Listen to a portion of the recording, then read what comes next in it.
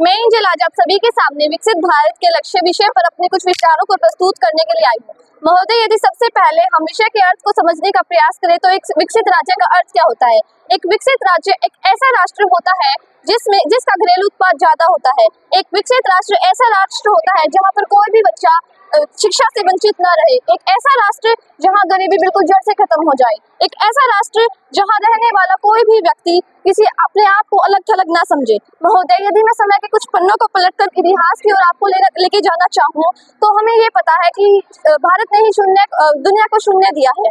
ऐसा भारत अगर ऐसा ही भारत कुछ ठान ले तो भारत क्या नहीं कर सकता। अभी मैं आपको ऐसे कुछ मानकों की ओर लेकर जाना चाहूंगी जिसमें भारत अभी कुछ समय से पिछड़ा हुआ है। पहला मानक है लड़कियों की सुरक्षा। हम जानते हैं आजादी के 78 साल हो गए हैं, लेकिन अभी भी भारत में लड़कियां सुरक्षित नहीं हैं।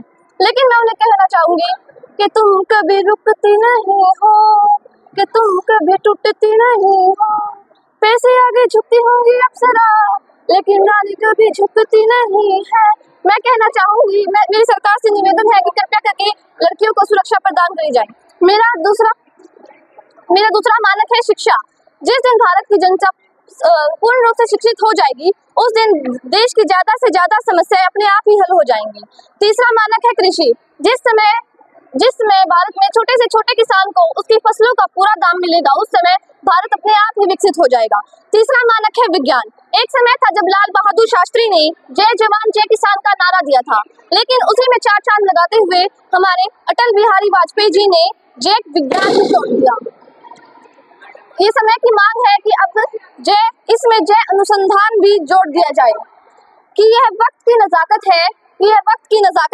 हम नजरअंदाज नहीं कर सकते। हम ये देश का भविष्य, तकनीक से हम पिछड़ नहीं सकते। चारों तरफ खगोल से लेकर भूगोल तक देश का परचम लहरा रहा है।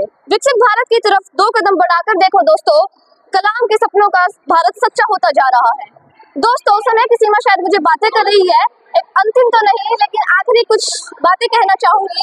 एक युवा शक्ति के बारे में मैं आपको कुछ बताना चाहूंगी।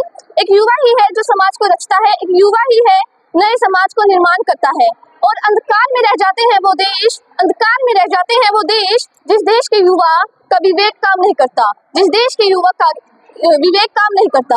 आज भारत में लगभग 65% युवा शक्ति के साथ पूरे विश्व में युवा शक्ति बनकर उभर रहा है। हमें जरूरत है अपने आत्मविश्वास को बनाए रखने की, स्वदेशी को अपनाने की।